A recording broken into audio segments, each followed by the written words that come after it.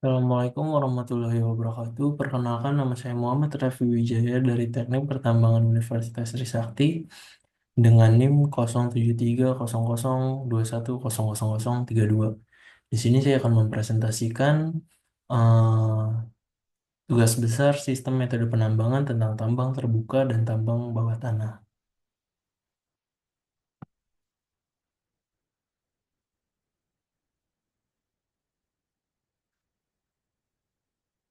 Di sini saya akan dengan tema saya mengambil PT Freeport Indonesia, tambang terbuka dan tambang bawah tanahnya. PT Freeport.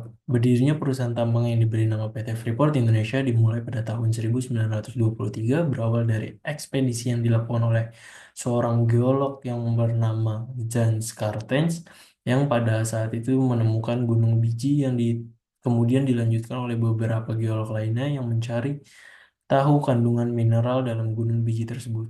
Hingga akhirnya Forbes Wilson yang kala itu bekerja di Freeport MC Moran yang berpusat di New Orleans juga melakukan ekspedisi lanjutan dan kemudian mengembangkan penemuan-penemuan yang dibacanya dari geolog yang melakukan ekspedisi terlebih dahulu. Ekspedisi yang dilakukan oleh Wilson menjadi ekspedisi terakhir para geolog yang ingin mengembangkan temuan. 44 dari Jason Cartens karena ekspedisi tersebut berhasil dan telah resmi menjadi bagian dari Freeport, MC Moran dan menjadikan Wilson sebagai presiden direktur ditandai dengan penandatanganan kontrak karya selama 30 tahun antara dirinya sebagai wakil Freeport MC Moran dengan Menteri Pertambangan kala itu yakni Slamet Bratanata yang dilakukan pada 5 April 1967 serta peresmian Kota Tembagapura oleh almarhum Soeharto yang menjabat sebagai Presiden Indonesia kala itu.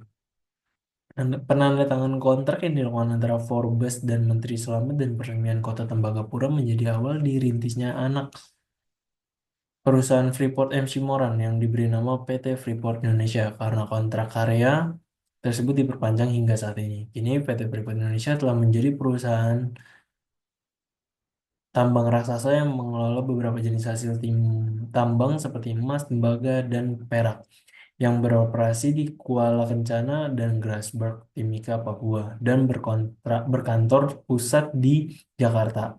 Saat ini PT Freeport dipimpin oleh Presiden Direktur yakni Rozik Sucipto dengan 20.000 orang karyawan. Metode pertambangan.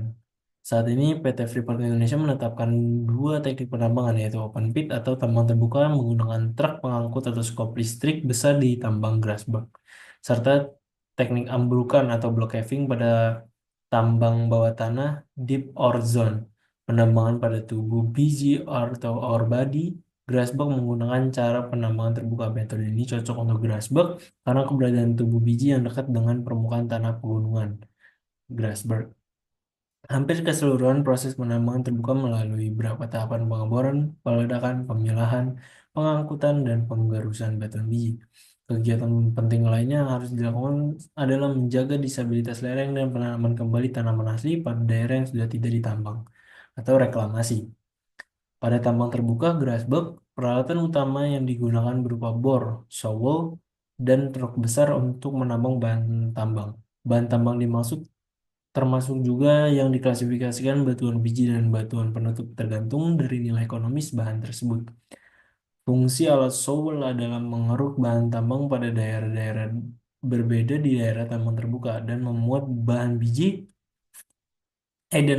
bahan ke atas truk untuk dibawa keluar area tambang terbuka. Biji ditempatkan ke dalam alat penghancur biji dan diangkut ke pabrik pengolahan, mill untuk diproses.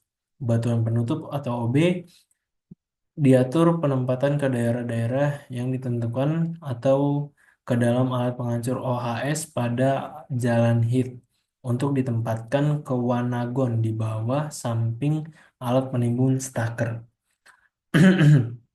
Sarana-sarana utama yang ada pada sekitar lokasi tambang termasuk bengkel-bengkel perawatan, tambang batu gamping, dan tambang pemrosesan, serta fungsi pendukung lainnya dan kantor. Operasional tambang terbuka atau open pit Grasberg milik PT Freeport Indonesia atau PTFI akan segera berakhir dalam hitungan beberapa bulan ke depan setelah ditambang kurang lebih 26 tahun. Tambang tersebut memasuki final elevation di mana luas dari daerah tambang semakin mengecil sehingga tidak memungkinkan lagi untuk ditambang dari atas. Namun mengingat cadangan emas dan tembaga yang masih terkandung di perut Grasberg, aktivitas tambang selanjutnya akan beralih metode tambang bawah tanah. Metode yang ada di bawah tambang terbuka Grasberg ini dinamakan Grasberg Block Cave. Selama ini tambang terbuka Grasberg berkontribusi besar bagi PT FI. Selain tambang terbuka, kontribusi OR PTV juga datang dari dua tambang bawah tanah yang beroperasi sebelumnya, yakni Big Hosan dan Deep Ore Zone atau DOZ. Block caving merupakan cara penambangan bawah tanah dan dengan efisiensi sumber daya yang tinggi untuk melakukan penambangan, di mana blok-blok besar biji di bawah tanah dipotong dari bawah sehingga biji tersebut runtuh akibat gaya beratnya sendiri. Block Zone Cave DOS. Alat LHD atau loader memindahkan lumpur biji ke dalam orpas menuju saluran longsor. Selanjutnya, lumpur biji pada saluran tersebut mengisi truk-truk angkut AD55 untuk dipindahkan ke alat penghancur dari sana. Biji yang telah dihancurkan dikirim ke pabrik pengolahan mill melalui konveyor. Pembangunan tambang bawah tanah atau DOZ kapasitasnya 25.000 ton per hari diselesaikan 18 bulan lebih cepat dari jadwal yang direncanakan. Tidak lama se- Tidak lama setelah produksi DOZ mencapai 25 ton per hari, selanjutnya diperluas menjadi 35 ton per hari. Pun segera selesai di muka jadwal dan tepat anggaran. Nah, ini produksi inian produksinya. Kami menyelesaikan perluasan ekspansi produksi tambang DOZ hingga 50.000 ton per hari dengan memasang alat penghancur yang kedua serta ventilasi tambahan maupun percepatan berbagai kegiatan pengembangan tertentu yang biayanya mencapai kurang lebih 60 juta dolar AS. Kami mengantisipasi peningkatan produksi hingga 80.000 ton per hari. Peningkatan tersebut dapat mempercepat pengolahan kandungan biji berkadar tinggi dari tambang bawah tanah. Tampak angka-angka awal menunjukkan keuntungan ekonomis yang sangat menarik. Nah, dibangun drift pada berbagai tingkatan, stopper bor dan diledakkan dari atas, biji ditambang dari bawah dan dijatuhkan ke dalam orpas menuju alat penghancur. Terhadap rongga dilakukan backfill untuk menjaga stabilitas dan rongga kembali padat.